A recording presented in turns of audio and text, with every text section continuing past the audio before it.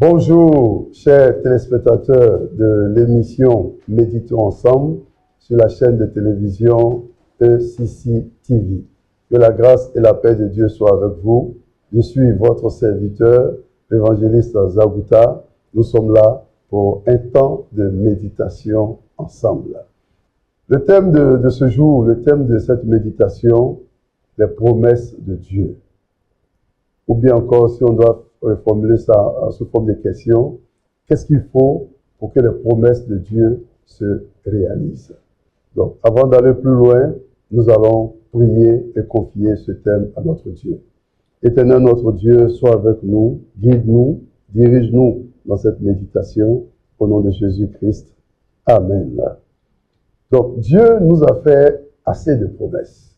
Et très souvent, on dit, bon, mais la promesse de Dieu ne se réalise pas dans ma vie, la promesse de Dieu ne se réalise pas, ça se réalise dans la vie de d'autres personnes, mais pas dans ma vie. Qu'est-ce qu'il faut pour que la promesse de Dieu puisse se réaliser? Allons-y en Josué chapitre 1, au verset 3 jusqu'au verset 9. Je vais lire les passages.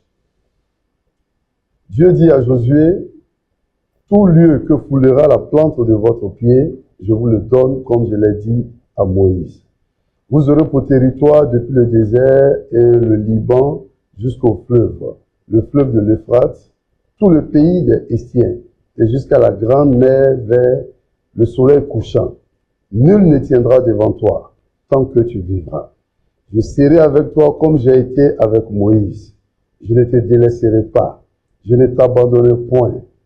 Fortifie-toi et prends courage, car c'est toi qui mettras ce peuple en possession du pays que j'ai juré à leur père de leur donner.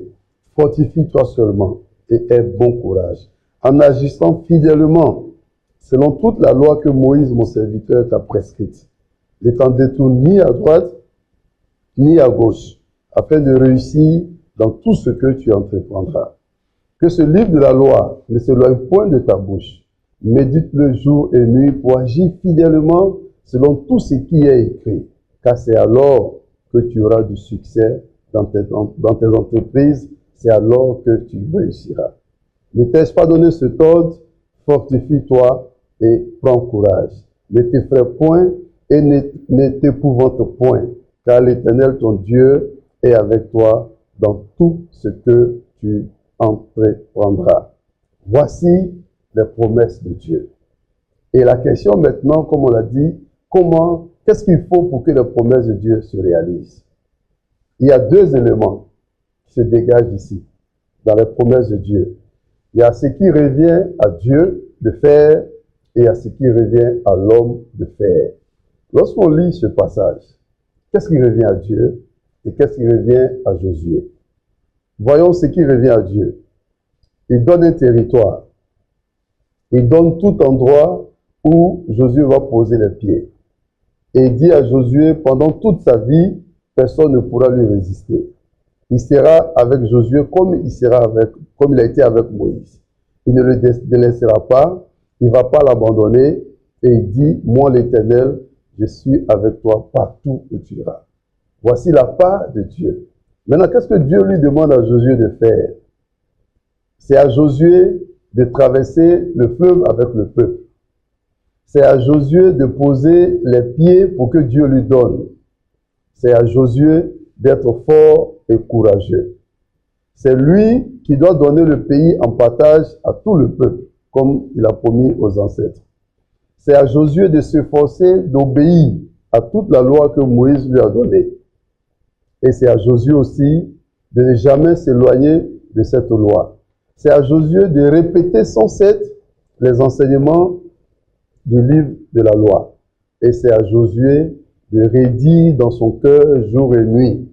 Et c'est à Josué de choisir de trembler ou de ne pas trembler. Donc vous voyez, dans ce passage qu'on vient de lire, chacun a sa part de responsabilité.